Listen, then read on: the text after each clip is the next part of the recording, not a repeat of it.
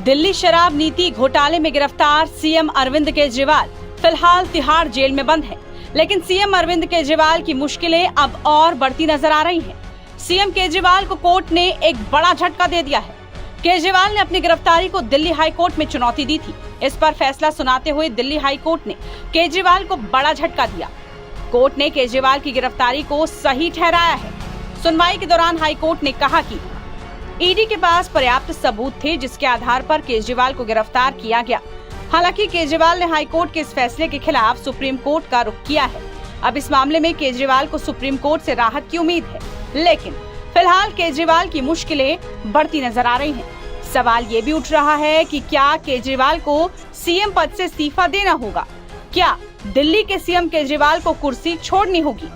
High court ने कहा कि जो भी दस्तावेज ईडी ने कोर्ट में दिए हैं, उसके हिसाब से सभी नियमों का पालन किया गया है। बता दें कि केजरीवाल को 21 मार्च को ईडी ने गिरफ्तार किया था। वो फिलहाल 15 अप्रैल तक तिहाड़ जेल में न्यायिक हिरासत में बंद है। हाई कोर्ट ने अपने फैसले में ये भी साफ कहा था कि पॉलिटिकल पार्टी भी पीएमएलए की धारा 70 के दायरे में आती है।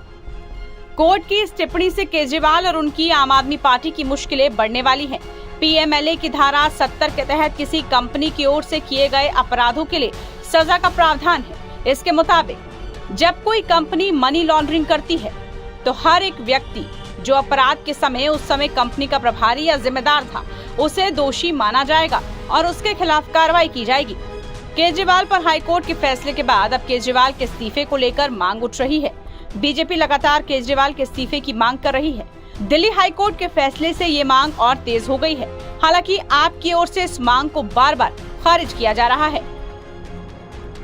जनता पार्टी आज एक बहुत बड़ा प्रोटेस्ट कर रही है। अरविंद केजरीवाल जी आम आदमी पार्टी के खिलाफ क्या मांगे हैं, क्या कहना चाहते हैं? देखिए, अब तो ये पूरी तरह से स्पष्ट है कि केजरीवाल जी भ्रष्ट है और ये भी साफ हो गया। और हाईकोर्ट की इतनी तल्ख टिप्पणियां रही हैं कि इस देश में दो तरह के कानून नहीं हो सकते।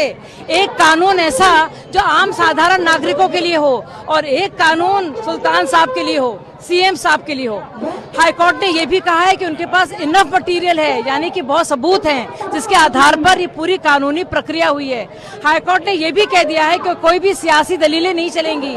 हाईकोर्ट ने ये भी कह दिया है बाकायदा कि जो अप्रूवर्स हैं और जो अप्रूवर है उनको अगर जो बेल दी जाती है वो जुडिशियल प्रोसेस होता है, यानी कि न्यायिक क्रिया होती है।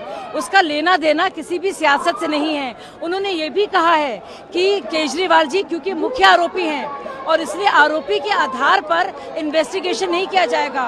वो नहीं तय करेंगे कि किस तरह से जांच होती है। तो मुझे लगता है बहुत ही शर्म की बात है। नैतिकता की सारी धज्जियां उन्होंने उड़ा दी हैं। और अब सोचिए, 4 बार ऐसा हुआ है। हेमंत सोरेन जी की आप देखिएगा जो गिरफ्तारी हुई थी, उसको उन्होंने फौरन तत्काल त्याग पत्र दिया।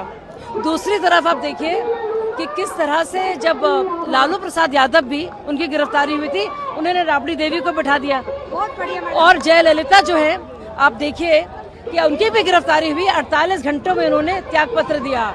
ये तो पहली बार हमारे राजनीतिक इतिहास में हो रहा है भाई कि एक इंसान जो भ्रष्टाचार के खिलाफ आवाज उठाता था और उस वजह से अब बना था सीएम, वो सीएम भ्रष्टाचार के आरोपों के चलते, इतनी गिरफ्तारियों के चलते, बेल की नामंजूरी के चलते बने रहना चाहता है शासन में।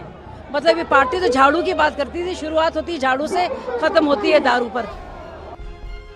बता दें कि फिलहाल केजरीवाल जेल से ही सरकार चला रहे हैं।